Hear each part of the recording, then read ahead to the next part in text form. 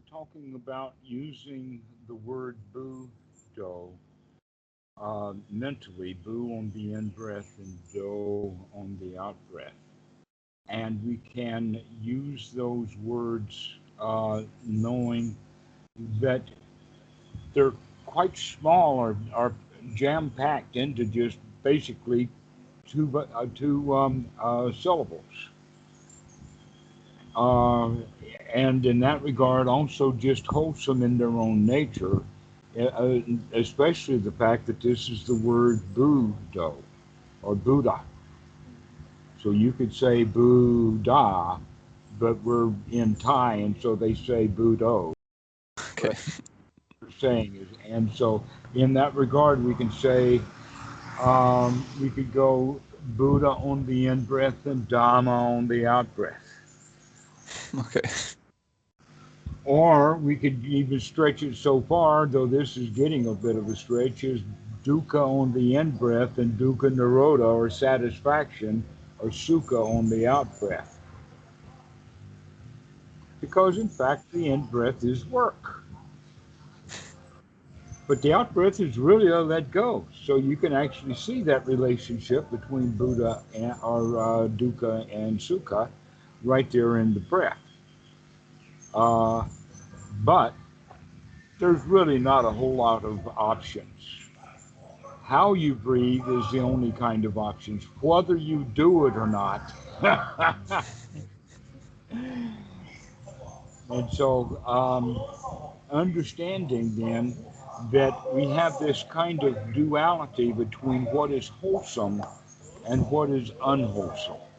Mm-hmm. And, and that is very, very valuable then for us to be able to control the mind in those states while we're sitting in meditation or just throughout the day to come back to that.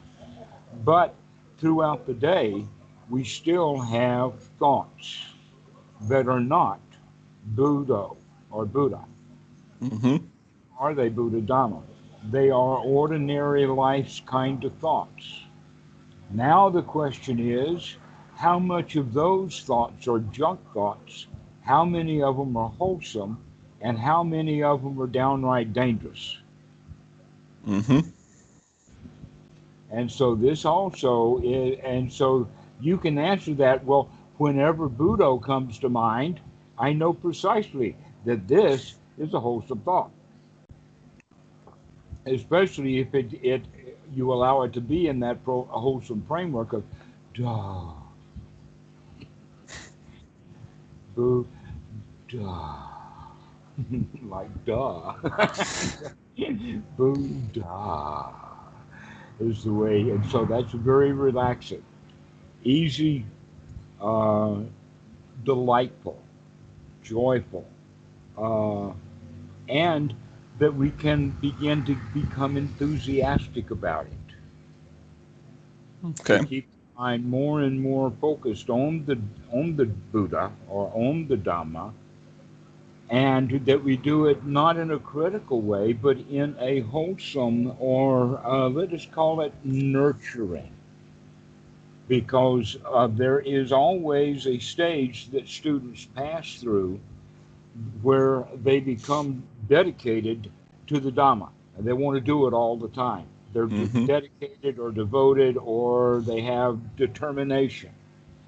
But that determination often has a critical or a sharp side to it in the sense of, dang, I should be practicing. Yeah. In fact, you were doing that, all right? Yeah. You've been doing that. And so you become critical of yourself. Yes. That you're saying this is unwholesome and therefore you're bad. Yeah. Even if therefore you're bad is not vocalized, the sting of it is still there. Yeah. I noticed that when I heard a talk of you where you were talking about bringing Sati into daily life with your hands and with not touching your face. Hmm. And I can either do it like with real dedication, but with this criticizing mind and this like real effort, then I can do it like for an hour, but then really like real effort and like, okay, I'm not allowed to And then touch we it now. and then we get really tense about it. Yes, yes. Okay. So let's take the tension and all of the dukkha out of the practice now. Time to make a new change. Time to go whole hog into the wholesome. Okay. Okay. And the way that we can talk about that is also by using the word nurturing rather than being critical of ourselves. For instance, if we are, let us say, engaged in mindfulness of not touching the face, and then we go ahead and touch it anyway. Why? Because this is a play. We're playing with this. This is a playful activity. There's no yeses and nos and rights and wrongs and whatever. This is wake up call. It's wakey wakey. This is what it's all about. Can you wake up to see what we're doing with our hands? So rather than saying don't touch your face because that's critical, Mm-hmm. say let's be mindful of what the hands are doing. Let's be mindful of keeping the hands away from the face, but let's do it as a game or in a playful way. There's no derogatory outcome.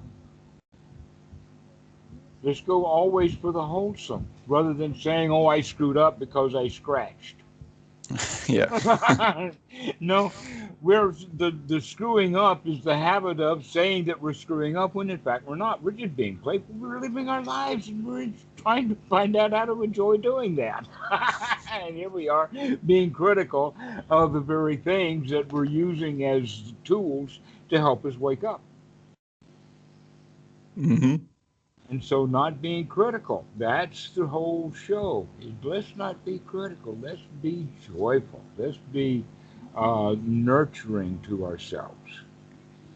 Now, that's then the question, can you apply that kind of mentality? Because we've already got it enough with boo. Go ahead, there's the dough.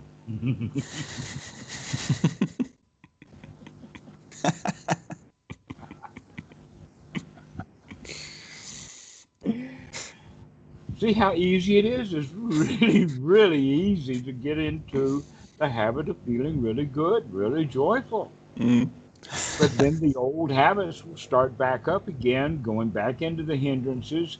And we need to wake up to say, hey, wait a minute. Even when I'm mindful of the hindrances, if I'm critical of myself for doing that, then I'm still not being particularly mindful. Okay. The mindfulness and the investigation is to investigate that too. Can we, in fact, stop being critical of ourselves and start enjoying your Dhamma practice? Yeah, this critical thinking comes back all the time. Like especially the doubt about the practice. Like for example, right now I'm only practicing like 15 minutes each day, and Oh, that's terrible. yeah, Ah, and that's your exactly, problem. You need to practice more and more. yeah, and then when Sati comes in during the day, exactly this mentality comes like, okay, no, you're not fine. You're not allowed to feel happy now. You haven't practiced in the morning. You So haven't practiced in the morning. You can't feel happy now. it's so dumb, and still it's like the habit comes up all the time. It's It is actually German. It not. It is so deep into the German culture, and not just German, but the whole area around Germany, northern Middle Europe, all have that strive, work hard, uh, progress. You can find a lot of pockets of it in the United States also, but Germany's they've got it. And so all you're doing is throwing off just cultural stuff. You didn't even know that that was taught to you as part of the German culture you were raised in. Just like a fish doesn't know it's in water. yeah, I just know the jokes about it. They just know the jokes about it, right? About strict Germans and efficiency. Oh, you're talking about Germans. I was thinking about the fish having jokes about what Ah. it's like to be out of water. 'Cause Okay. Yeah, there I was. I found this nice nibble, and the next thing I know, I was fluffing around on the deck of this boat, you see. And then I figured out that, wait a minute, this is not what I'm used to. What do you call it? Water. All right. Let me have some water. So that's what we begin to understand. And wait a minute, we can only see the nature of the culture we're in by being able to get out of it.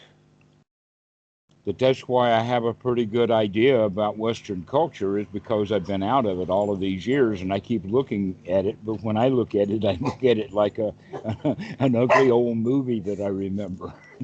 except except that they keep having one new series after another after another. The latest edition is Trump. Yeah. And yet the culture is there, and we can, and by living in another culture we can see it. So part of my job is to describe to you the culture that you live in and how it so affects the mind in an unwholesome way. It's very much like trying to tell a fish that he's in water without actually putting him in the boat. Yeah, what I noticed since we're talking is like this mentality of, okay, I have to do my master's because then I'm worth something, and I have to learn like Chinese and the third and fourth language to, I don't know, to have some value at my job. Like Hmm. a lot of this dropped because for Instead what? of, hey, Chinese, that's really interesting. Yeah. I've really often thought about that, and I know a few of the characters and whatnot, and it's very curious. I'm also very curious about Thai. But when I had to go to school in Thai, then it was work. Yes.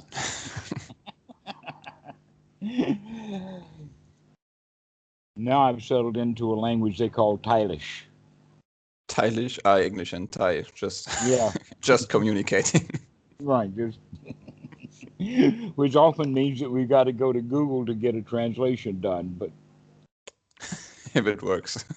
it works, right? I've been telling my daughter and my wife since she was born that, yeah, I do understand Thailand. And so I only want one thing from my future son in law: a helicopter. I don't get it. A real one, a helicopter. Ah, That's okay. the price of my daughter. Ah, okay. Guess what? We had to go to Google, and when I showed them, they say, "Oh, now we know what you want. You want a helicopter." Because doing this with my hands doesn't work, and all of that kind of stuff. No, you got to sometimes got to show them a picture.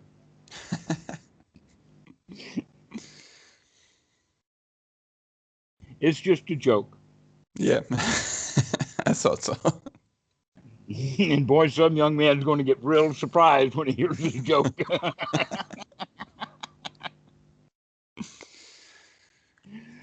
Basically, I won't go through it too much, other than there is actually a flying ban for non-commercial or military aircraft in Thailand.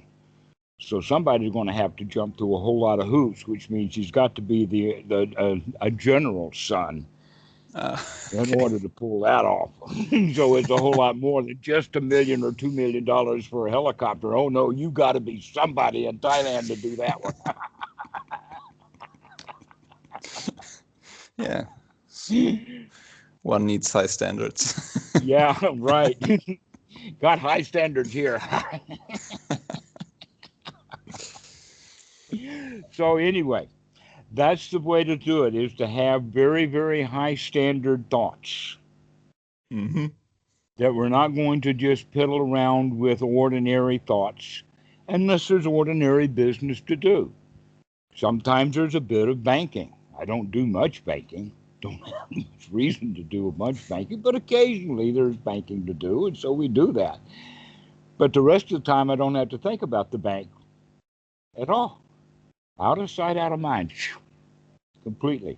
Don't have to think about banks or business or anything.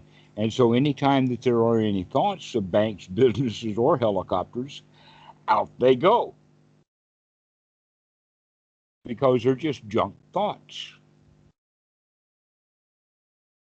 And when But we get into yeah, thinking about going to the bank, that's not a very enjoyable experience. yeah, it isn't. No, so why think about it? Not a particular enjoyable experience when you can think instead about swinging off a rope into a pool of cooled water, letting go of that rope, and splash. Now that's something to think about. That's enjoyable. I like that. Mm. Let me go take a minute. I'm going to go take a shower.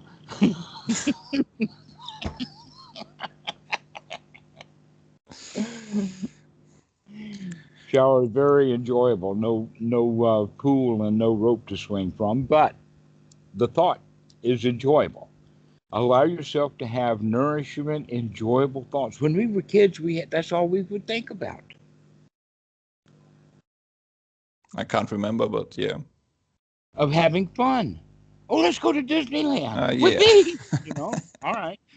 Well, where's your Disneyland now? Oh, they're buried under all of those unwholesome day-to-day Yeah. thoughts that we have, right? Yeah, exactly. And so this is why they are referred to as junk thoughts. And you can also see that they're just random thoughts, and that they're random in the sense that once the monkey lands on this branch, who knows where he's going to land next? He may land on a nearby branch, or he may take a flying leap and land in the next tree. And so the mind is like that. Freud knew it. He called it free association. That once we have this thought, the association that we make may be quite distant, and we can freely jump to it. It's this game, right? Where one says a word and the other just says whatever comes to mind, and you just drive off to. There is actually a game that they call telephone, to where you get 10 or 15 kids in a circle, and the one starts off by telling a little story, and then he turns and tells that little story to his friend, and then he turns and tells that story to his friend, and by the time he gets back to the end, now this kid says out loud what he heard, and it's often got nothing to do with the original story. One after another after another. Okay? The reason for that is because each mind keeps jumping around, and so it jumps and adds something. And then the next kid, he hears what he heard plus an additional thing minus some of the real stuff. And now he's going to jump around with it in his mind so that when he repeats it, it's not going to be exactly what he heard. Very rarely will someone be able to actually say just what they heard. Most of us make a mess of it. Yeah. We forget a little bit here and we add a little bit there to make up for it, all right? Sure. And it winds up being a mess, a junk thought. And so catching ourselves with all of these junk thoughts and being happy that we can say, yeah, why did I think about that stuff? That's ridiculous. Is it in that regard then good Pardon? to is it in that regard then good to intellectualize when the stuff is about Dhamma and all this? Like, for example, one that you talked a little bit about Paticca Samuppada, about this, I like it, I want it. And I like this point of contact, I like it, I want it, therefore I need it, and it's good. Mm-hmm. And I sometimes see that, like when I'm meditating. Like, the best example is when I get into this goosebumpy state. The first thought that comes is, oh, yeah, fuck, here it goes. It's so good. Yeah, this is the time you get enlightened. Everything will be fine. And then I catch myself, yeah, but that's exactly what is keeping me out of it. Go away. And then I'm kind of really intellectualizing it to talk myself out of this crap. Like, and in other regards as well, like in Right. looking at the negative things. So when I go through the street and I have a point of contact where I know exactly, okay, this is Like exactly, I don't like it, I don't want it, I feel bad right now, and then I can trace it back and intellectualize a bit. Is it good, or is it more like... Some intellectualizing is good. That in fact that's part of the investigation of being able to put things together in kind of a story form. There's nothing wrong with that. Okay. Until that's all you're doing. Mm-hmm. Okay. But if you keep coming back to the here now, that's what the Buddha is good for, in the sense that allow this intellectual dialogue or monologue that's going on to only last to the end of the breath. Okay. And then you can shove that out and come back to the breath. Shove that junk thought out and take a happy breath. Maybe the thought that you start off with is, I don't need that, or out of here, or wow, I don't want that, or, just one little statement in that regard. Not a whole lot of, but it's an expression of a well done investigation. Mm-hmm. Being able to look at what the mind is actually thinking and recognize it's not particularly wholesome. And if it's not particularly wholesome, then it runs under that gray area of not particularly wholesome. It's unwholesome. And we can then let's deal with wholesome. And be delighted with the wholesome, and being enthusiastic for the wholesome, and being dedicated to the wholesome. And also being happily willing to recognize when we screwed up and we're not wholesome. Yeah, I see that too. Okay, never mind, start again.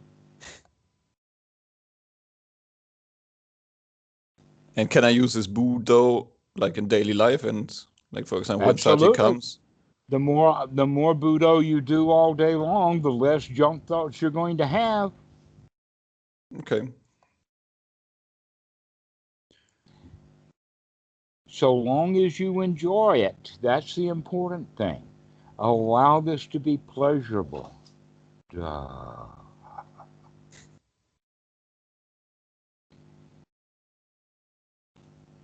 You have spent all of these years making yourself dissatisfied. Now is the time to have wholesome thoughts, to allow yourself, or to make yourself, or to nurture yourself into being satisfied. And do you honestly believe that this is possible in a setting like this? Or because people are talking about retreats and 10 days there and seclusion there and here and all this and going to a what and doing this, and sometimes, it's this doubt again that comes in. Yeah, okay. Is it enough? Does it make sense? Blah, blah, blah. There are many, many things to be said about that. But the important point right now is that in the life that you are in now, which is better, to just go like you had been going and not think or care about this at all, or to actually start to enjoy your practice in the lifestyle that you've gained right now? Which is better, to revert back to the ordinary, regular, or to really enjoy your practice right now? Which Yeah, is better? obviously the second one. Yeah, more than obvious. But just checking you out. Clearly, practicing Dhamma is better. Now, let's go for the quality of what you would mean by full immersion, and we can use Dhamma as kind of like a foreign language. That you had mentioned Chinese and have been peddling and playing with Chinese.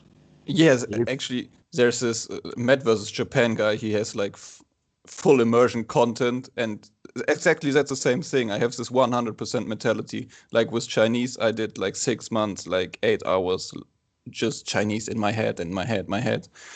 And I want to do this with meditation, but I don't get to do it because, to be honest, I don't enjoy it. Then if I go that deep, that hard, that I don't well, know what. only go into it with each step as long as you enjoy it. Let's think about going swimming, and we can use the ocean. that you can take and put your feet in wet sand and enjoy that. And then you say, oh, well, wait a minute, let me step into the surf. And now I'm up to my ankles with it. And then I can say, oh, I can go a little further with this. And then the first time I get washed over with one of those waves, I want to crawl back out and say, I'm not ready for that. But eventually, you'll go even beyond that wave and you'll get out into it. This is how it goes, everything step by step. So, yes. But back to the point about full immersion, you're not really going to learn how to really swim in the ocean when you're just in water up to your ankles or up to your waist. All right? You got to get in it. Same thing is true then of Chinese. If you really want to learn Chinese, you have to go to China. Yeah, fully immerse oneself. Yeah. Right. That if I'm going to ever have a chance of speaking Thai, I've got to either live in Thailand or in a Taiwan in the U.S. where people are speaking Thai. So that's the whole point of why would someone go live in a Wat?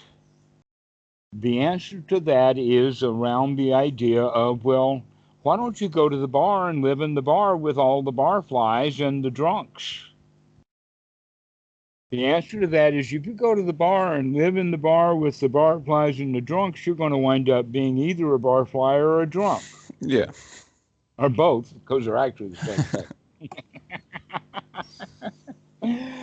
But if you go to the Wat and hang out at the Wat and you stand and you spend your time around the nobles, many of them are either speaking noble Dhamma or in noble silence. And that too, nobility will rub off on you.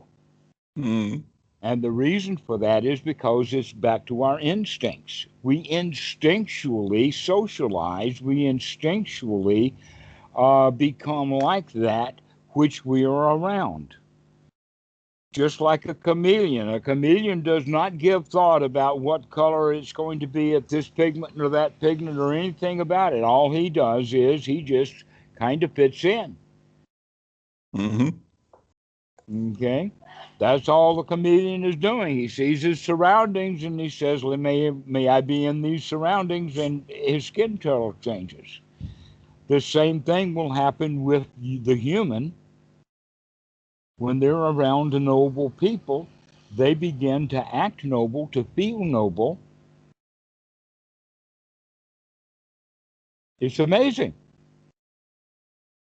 I would go so far as to say it's possible for a monk to become a monk and to never care about the Dhamma, but he cared about the monk. He became a monk possibly because of family pressure, and then he got into kind of the politics and he found out that it would be a good idea for him to stay a monk. And for 5, 10, 15 years, he's just an asshole in robes. But by 20 years, maybe 25 years, and finally it's soaked in. And now he's just as noble as any 20-year monk practicing the Dhamma. Why that happens, I don't know. But I've seen it enough to know that does happen. And I can see the roots of it, too. In the sense of when you get married, you stop having friends, your bachelors. Your bachelor friends tend to dwindle away, and the newly married man tends to mix in married company. It's so natural. It's part of our instinctual behavior, and we do that and we don't even know we're doing it. Just like the chameleon has no clue about the fact that his skin color is changing.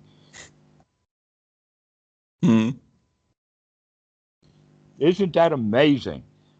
So that's one of the real reasons for going and spending time in the vicinity of nobles. Staying around those who are really dedicated to the path.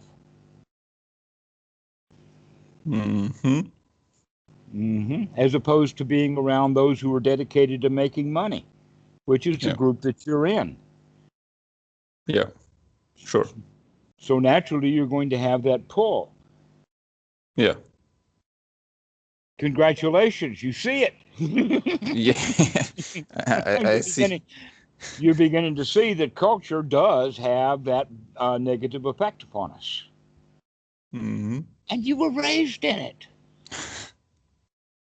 You were raised in that culture. And look how much crap you bought from that. That stuff just soaking in. Mm-hmm. And now here we're trying to find a new way of letting joy soak in. To be honest, that still doesn't kill my doubt about,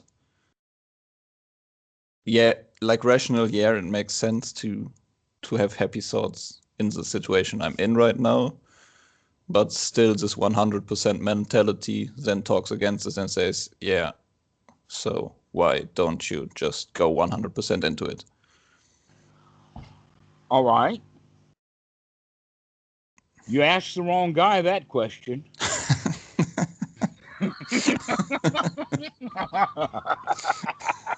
All right. The answer is why not? Good question. Mm, yeah, that's a good question to investigate. All right. If you get to the point of investigating it in this realm, the way that you can begin to investigate it is that all right, what things need to be done? Is there an easy way to finish off this old life Mm, before I take on a new one? That there are certain things that, and an example of that would be saying, okay, for the next year, I'm going to pack in money and save as much money as I can because of probably a year from now, Thailand will be open, coronavirus will be finished now, and I'll have all of everything under control so that I can buy that ticket and go have an adventure. yeah. And one thing, yeah, for example, my bachelor thesis, um, like I don't want it to be like fleeing from something, like, like going someplace and then being pulled all the time because I haven't finished stuff here.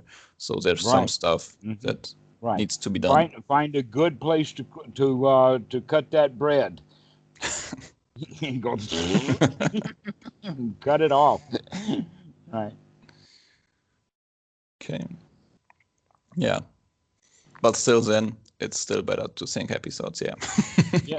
Right. And while you're figuring out where you're going to slice that bread, you can have a happy tune rather than worrying about, oh, where am I going to cut that bread? Oh, I'm not sure how long it's going to take to finish this stuff off. And I don't really know where I'm going to go in Thailand anyway. What a quandary I'm in now. Mm.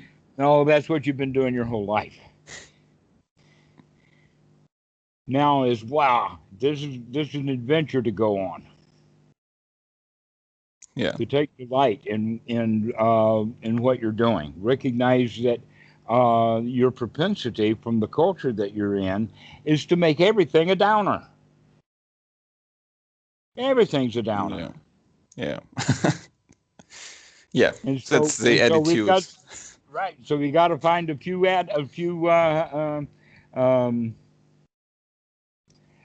few new ways of looking at things and whatnot.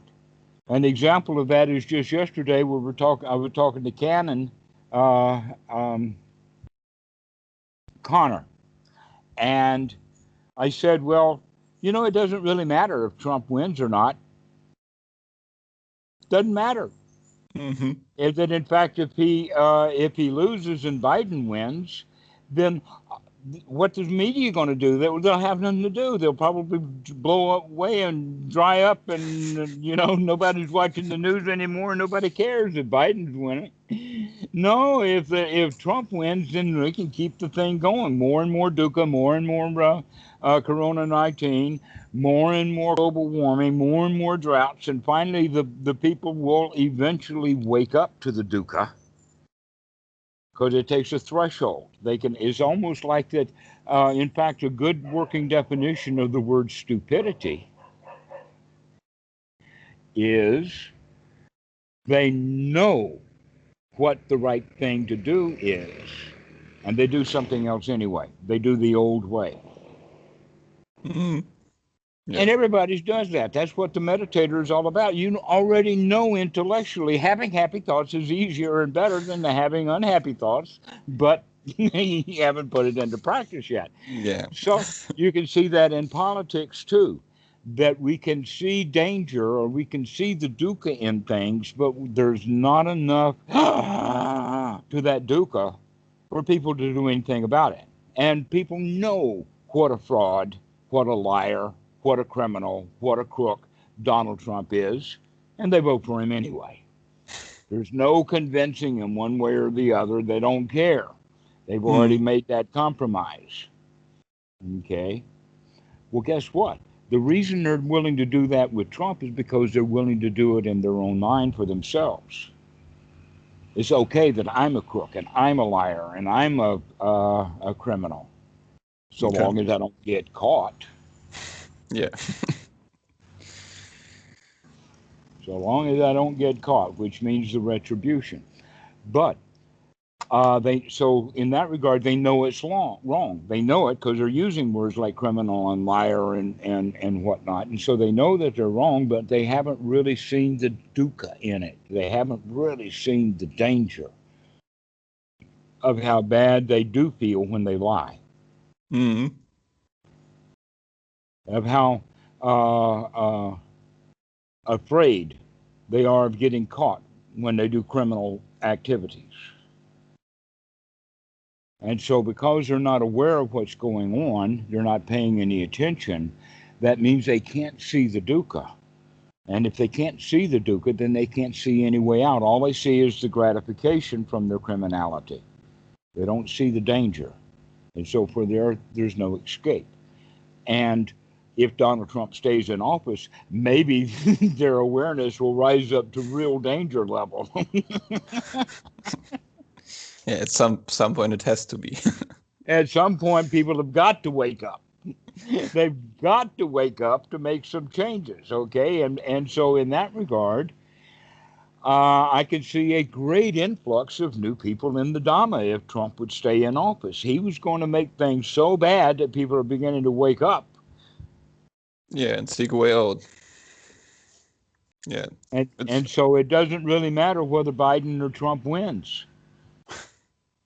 And if we have that idea, then we can say, wait a minute, if it doesn't win, then why was it so important to me? Why was I watching all of that news for all of that time? Why was I glued to it and counting every vote, you know? Because it really doesn't matter anyway. The reason for it is because we have been taught that it's important, that elections are important. yeah. We've been taught that you've got to vote. We've been taught that very bad things will happen if you don't go vote. Well, guess what? All them very bad things are going to happen anyway, whether you vote or not. The question is, can you be happy while you notice how bad things have gotten because of all of this voting going on? Yeah. And when Yeah. we do that, we can say, hey, wait a minute, I don't really want anything to do with politics. Don't want to have anything to do with it because everybody who's in politics is unhappy. Do you know one happy person in politics? They don't look very happy.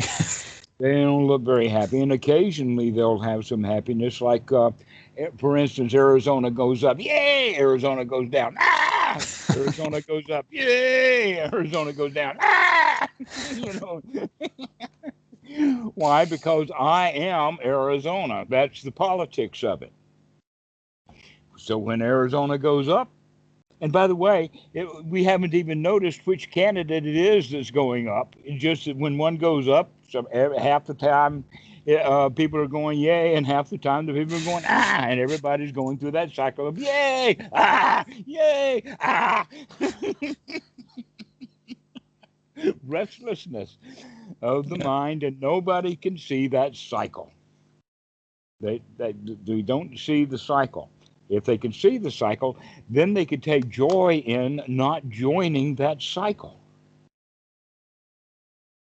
of up and down, up and down. We don't identify anymore. We don't identify. We don't have the banner. Then it doesn't matter what happens to the banner.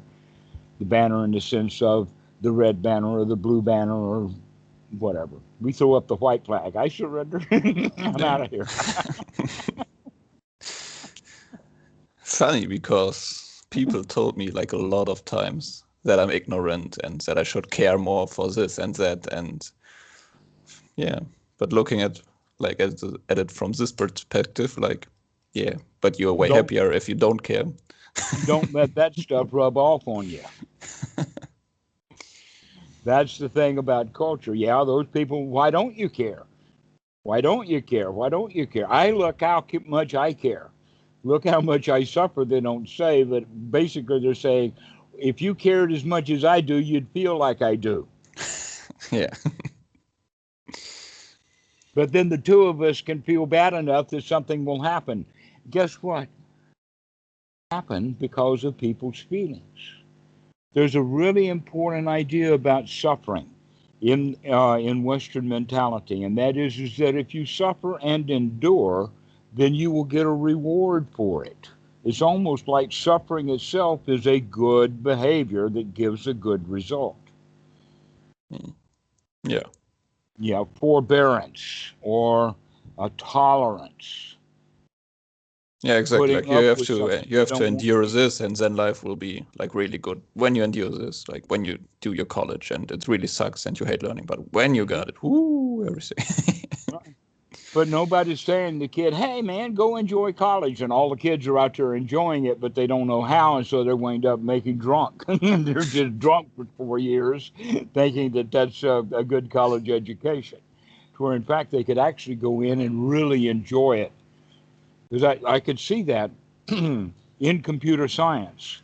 The guys around my crowd who actually got our hands on the computer were much more enthusiastic about it than the students who had to submit their cards to someone at the counter and they never saw the computer except behind glass. Yeah.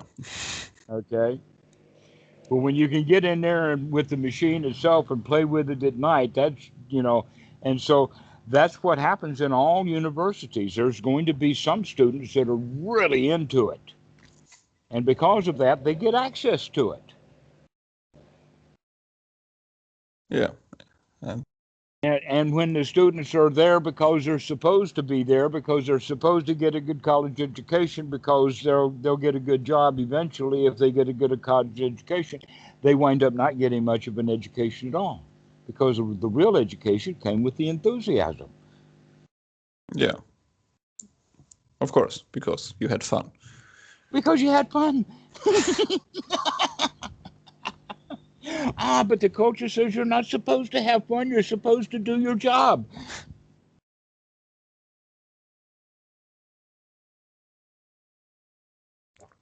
And so now you've got all of those old tapes about you should do this and you should do that and you've got to do your job. And so now be on guard for that. But those are junk thoughts, plans, things to do. Yeah. Miles to go before you sleep.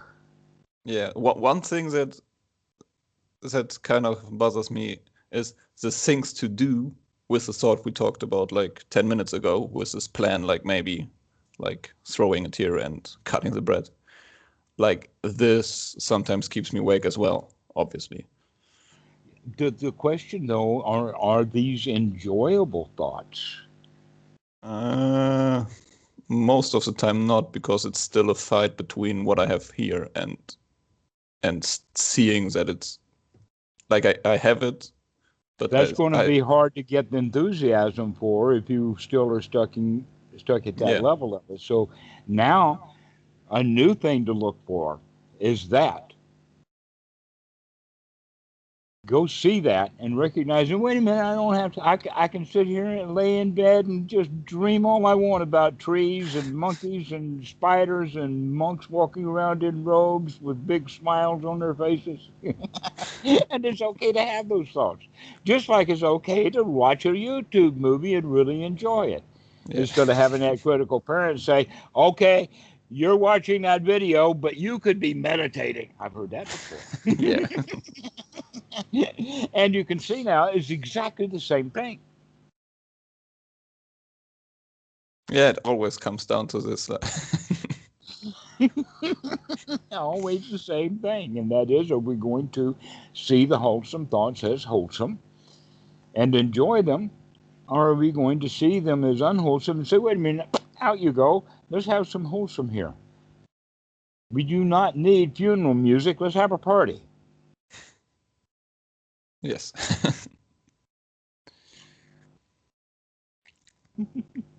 Okay. Yeah.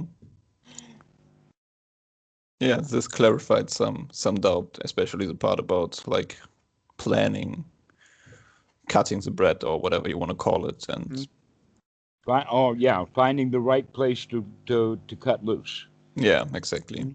And Yeah, to make plans. Oh, I've got to do this and I've got to do that. I've got to find a place to. One of the things that you need to think about is the one backpack that you're going to take with Asia. Take to Asia. yeah, but I heard or I saw there's like in Portugal as well, in Italy, in the UK. So maybe it doesn't have to be Asia in the Okay, sense. I don't care. What I'm talking about is think about what you're going to bring. In the sense of the story is that when I traveled around Asia, I had a backpack that got emptier and emptier and emptier. The more I moved, the less I carried along with me when I left. And so you're just doing it the first time. And so rather than when Greg came, it took us 2 motorcycles to bring all the stuff that he had brought with him. Okay. Yeah, I'm a bit more minimalistic like that. I have Okay. my pants and Right. my Right. 3 big bags that he had. They're talking about a smaller backpack in front. No, the bigger, it was big. The smallest one was really big. I could hardly get my hands on the handlebars. Okay, and that's the way that we plan. Right, we need to bring everything we need. Right, make sure that that's all you bring is the things you need, and you can get that down to one bag. Now, what are you going to do with everything else? throw it out. No, you got friends. Give it Yeah. away. Find some friends that, are like, oh, please wear this shirt from time to time to remember me by, and here's his old shirt. Please take it. Yeah, so you can give your stuff away and enjoy doing that. Mm. Recognizing that no, you don't have to cling to things much anymore, that you can become non material. Yeah, it's not the things. Like it really almost never had been the things. It's more like the people's, the ideas and all this that I cling to, and I clearly see that. Yeah. Mm-hmm. So that's the way to do it is that you kind of put it off in advance of someday I'm going to go, but we can go ahead and practice the 4 requisites now so that we can bring our living expenses down to the level that I expect to have when I'm in wherever I go, Asia or uh, Plum Village. I don't care where you go. Yeah. I don't even care if you do go. But you've got this question, and I'm doing what I can to give Yeah. you what you need to figure out what you're going to do.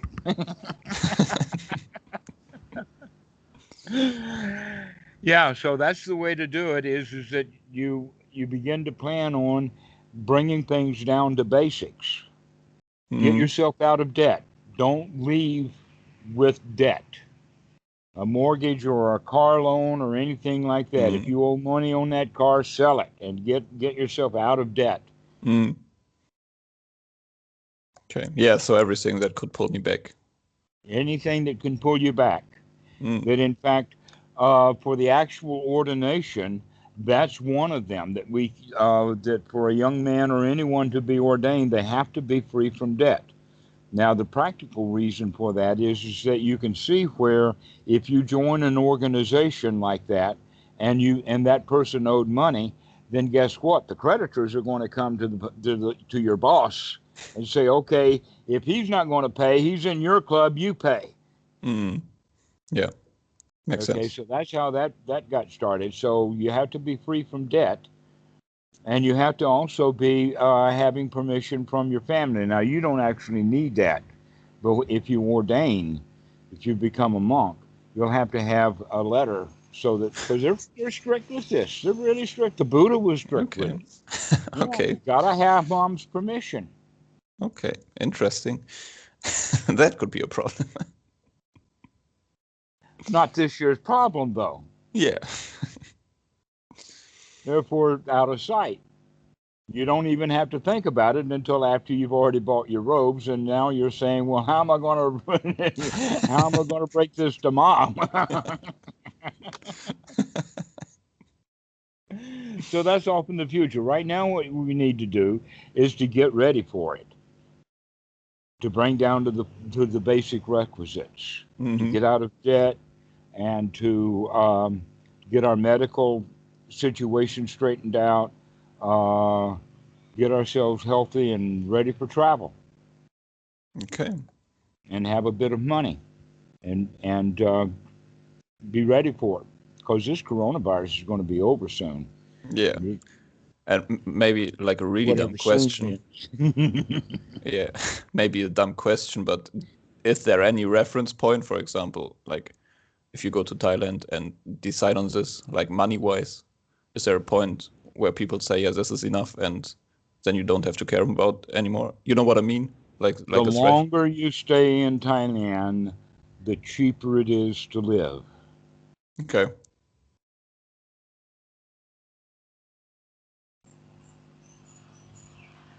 I could live in a hotel and eat restaurant food and survive at that level at about 3,000 baht a month or $100 a month. Yeah. That's wow.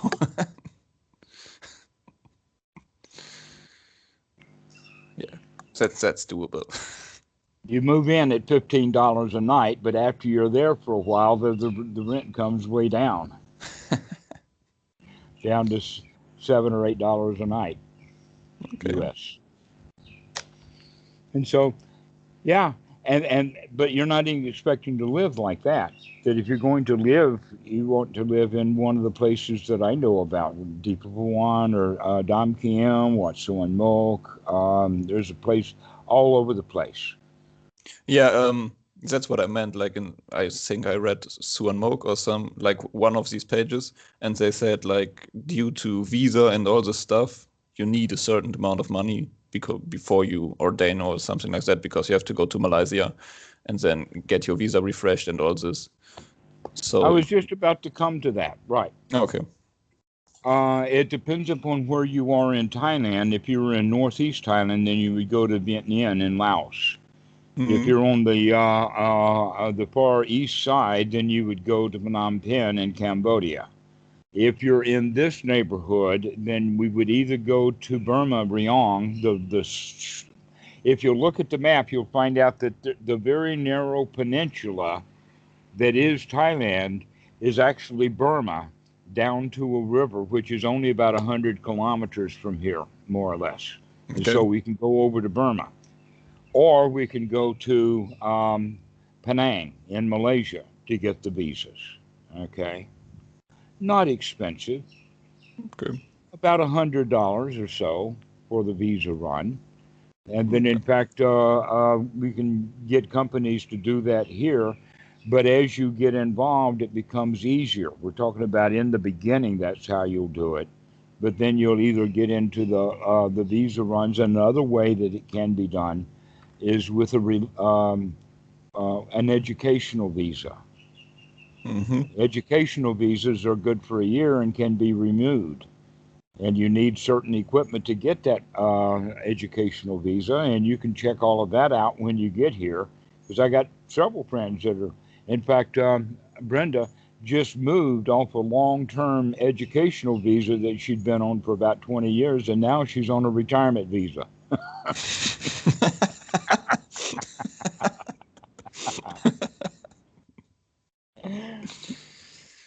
So okay, yeah, there'll be some money. okay, But if if you're planning on getting a stash of let us say 50 or 100,000 euros, then that's going to be enough money for years. okay. Okay, good. For the visas. And as I said, visas get easier to do over time. But in the beginning, yeah, you'll need to come in. In fact, Thailand just got a new visa that's good for 3 renewals of 90 days, or 3 90-day visas stacked together, which gives people 9 months. So they've already got a 9-month visa that they've just opened. Oh, cool. Okay. So there's now beginning to open it up. We have now gone from 350 cases to about 800 cases, and of the increase, no one has died. So there's still about 56. So Thailand is in a very unique place because they're very careful about. Most of the airports, in fact, are closed, but they're beginning to open back up just a little bit. But anybody who comes in, that's why they have this new visa, is because you have to go into quarantine for 14 days. Everybody has to go into quarantine for 14 days. At, by the way, the swanky hotel of your choice on the list that they have.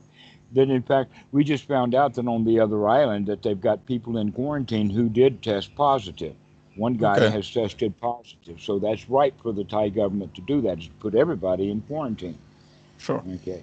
So this is going to last for a while. Things are getting bad again in Europe. Yeah, like we are in lockdown as well. Things are really bad in the U.S. and going to get a whole lot worse. Yeah. But the Thai government is very careful about it, and that's part of the reason why it's going to be very hard for you to get back into Thailand until I think that of the people that they're letting in, they're only letting in Chinese, and they have to be from a certain area of China in order to get in, the non-affected areas of China. They've actually had people come from Burma that they have sent back to Burma. But Burma seems to have a whole lot more cases than Thailand does, because the Thai government was very careful about it, where the Burmese government, because they didn't have much immigration or tourism, they didn't much to do.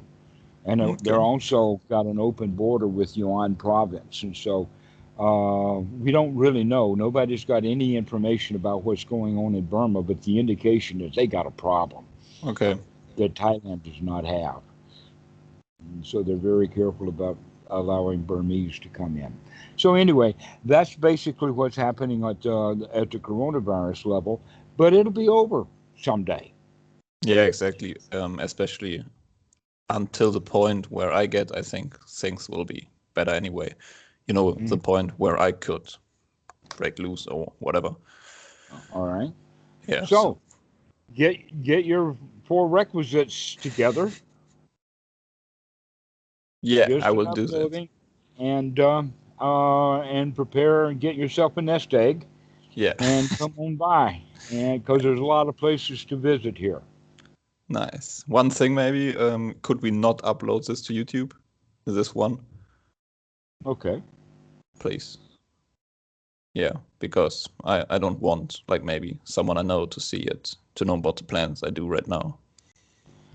We can take your image off so that nobody knows who it is. It's an anonymous. We've already got a few anonymous.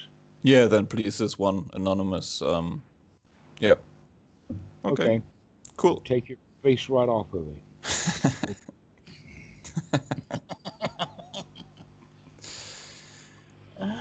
Okay. Well, we'll see you later. Yeah. Thank you very much. Bye. All righty. Enjoy yourself. I will.